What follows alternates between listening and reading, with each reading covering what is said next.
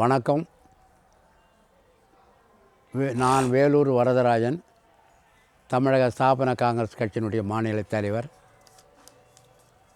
தமிழ்நாட்டில் உடைய நடிகர்கள் யாரும் அரசியலுக்கு வர வேண்டாம், வந்து தமிழ்நாட்டை அந்த நடிகர்கள் குட்டிச்செவுறு ஆக்கியது போதும்.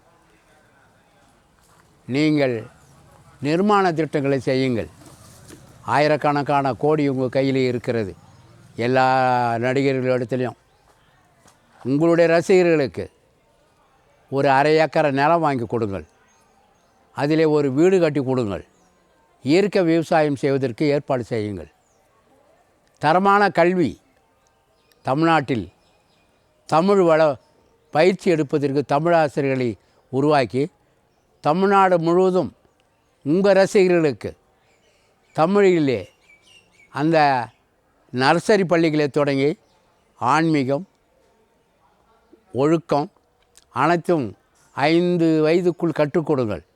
அதற்காக தமிழ்நாடு பூரா பள்ளிகளை தொடங்குங்கள். பேனா கொடுக்கறது, சோறு போடுறது, இந்த ப்ரைஸ் கொடுக்கறது, இந்த வேலையெல்லாம் விட்டுடுங்க. அப்படி நீங்கள் தமிழ்நாட்டில் இனி நடிகர்கள் வந்து அரசியல் கட்சி தொடங்குவேன், நான் தான் ஆட்சியை பிடிப்பேன் அப்படின்னு சொன்னீங்கன்னா வருங்காலத்தில் பாம்பே போன்று தான் தமிழ்நாட்டில் நடக்கும். நீங்கள் ஒரு கட்சியில் சேர்ந்துக்கலாம், முதலமைச்சர் எண்ணத்தோடு வரக்கூடாது. இந்த நடிகனாக இருக்கிறவங்க அத்தனை பேருமே தனி ஒழுக்கமாக இருக்க முடியுதா? உங்களால் முடியுமா?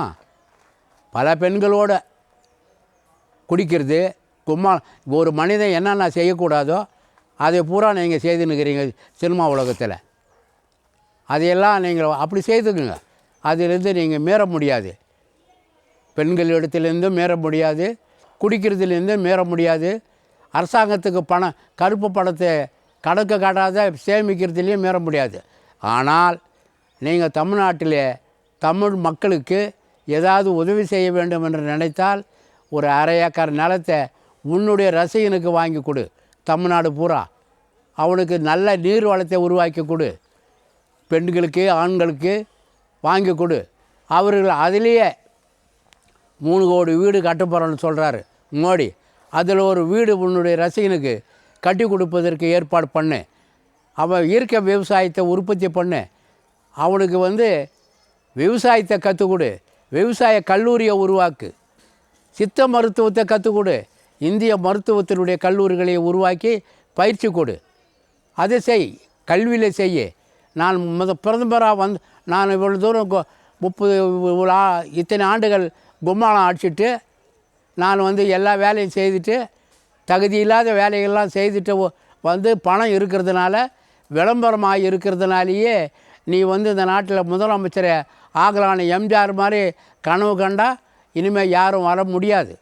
அப்படி நீ ஏதாவது நடிகைகள் எல்லாருமே முதலமைச்சர், ஒரு மும்தாஜின் ஒரு பொண்ணு வருங்கால முதலமைச்சர் வால்போஸ் போட்டு ஓட்டுறான். அந்த முதலமைச்சருடைய கேவலம் எவ்வளோ ஆகிட்டுருக்குது பாருங்கள்.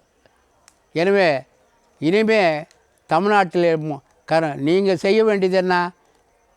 நீங்கள் உங்களை யாரும் விரும்ப மாட்டான்னா நான் தான் ஒரே சூசகமாக சொல்லிட்டேன். நீ ஏழைங்களுக்கு போய் பணிவிடை செய், நிர்மாண திட்டங்களை நிறைவேற்று, பள்ளிகளை ஆரம்பி, விவசாய நிலங்களை ஆரம்பி, கூட்டு விவசாயத்தை கூட ஆரம்பித்த கொடு.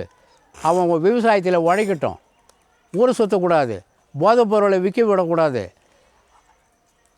என்பதனை கூறி நடிகர்களுக்கு எச்சரிக்கிறேன். இனி சினிமா மோகத்தில் இருப்பவர்கள் வருவதற்கு ஆசைப்படக்கூடாது. நீங்கள் பணம் வைத்திருந்தால் எத்தனையோ படாதிபர்கள் போண்டி ஆகிட்டான். எத்தனை பேர் முதல் போட்டு படம் எடுத்தவன்லாம் தெருவில் திரிஞ்சும் கிடக்கிறான். நீ நடிச்சுட்டு வந்ததுனால நீ பெரிய பணக்காரன் ஆகிட்டு இருக்கிறீங்க. உங்களுக்கு ஒரு பத்திரிக்கையில் மரியாதை கொடுக்கக்கூடாது. இனிமேல் டிவியில் மரியாதை கொடுக்கக்கூடாது, டிவியில் மரியாதையை உருவாக்கக்கூடாது. வருங்காலத்திலே தீவிர இயக்கங்கள் தமிழகத்திலே அதிகரித்து கொண்டே வருகிறது. அதை நீங்கள் மனசில் வைக்க வேண்டும். பெரிய பணக்காரர்கள், நடிகைகள் எல்லாம் தீவிர இயக்கங்களை வளர்ந்து கொண்டே இருக்கிறது.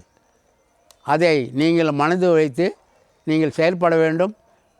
நீங்கள் அரசியலுக்கு வர வேண்டும் என்ற எண்ணத்தை மறக்க வேண்டும். நிர்மாண திட்டங்களை செய்வதற்கு வேண்டுமானால் உன்னுடைய ரசிகனுக்கு நீங்கள் வாழ்வு கொடுங்கள்.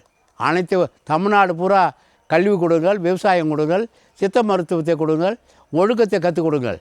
உன்னுடைய பாணியை ஏற்படுத்த வேண்டாம். நீ குடிச்சிட்டு திரிஞ்சுனுங்கிற அது எல்லாருக்கும் தெரியும். வருங்காலத்தில் எல்லா இளைஞர்களும் விழிப்படைஞ்சிட்டான். படம் பார்ப்பான், அதோடு விடுவான் இனிமேல் எதிர்காலத்தில் என்பதில் கூறி விடுபெறுகிறேன்.